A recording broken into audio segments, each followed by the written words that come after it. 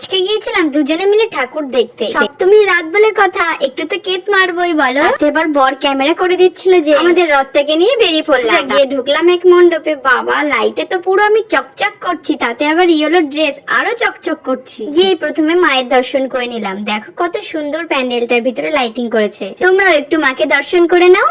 অনেক প্যান্ডেল তো ঘুরছি, সবগুলো তো দেখানো সম্ভব না। এ প্যান্ডেল সে প্যান্ডেল, খুব মজা নিচ্ছে। আহা, মনে শুধু ফুর্তিই ফুর্তি, কি বলো?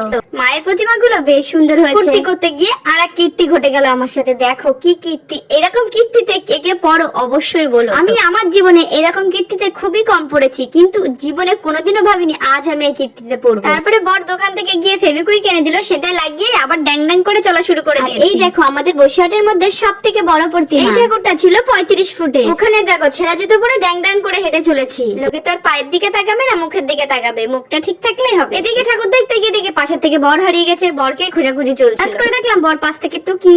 তারপরে বরটাকে ধরে নিয়ে বেরিয়ে পড়লাম। আজকের মতো শেষ প্যান্ডেল হবে। এটা প্রায় আমাদের বাড়ির পাশেই ছিল, তার জন্য ভাবছিলাম ওই রাস্তা দিয়ে যাচ্ছি, একেবারে দেখে নিই। তো সপ্তমীতে প্যান্ডেল হপিং শেষ। তো আজকের মতো ভিডিওটা এখানেই এন্ড করছি। দেখা হবে নেক্সট ভিডিওতে। So by.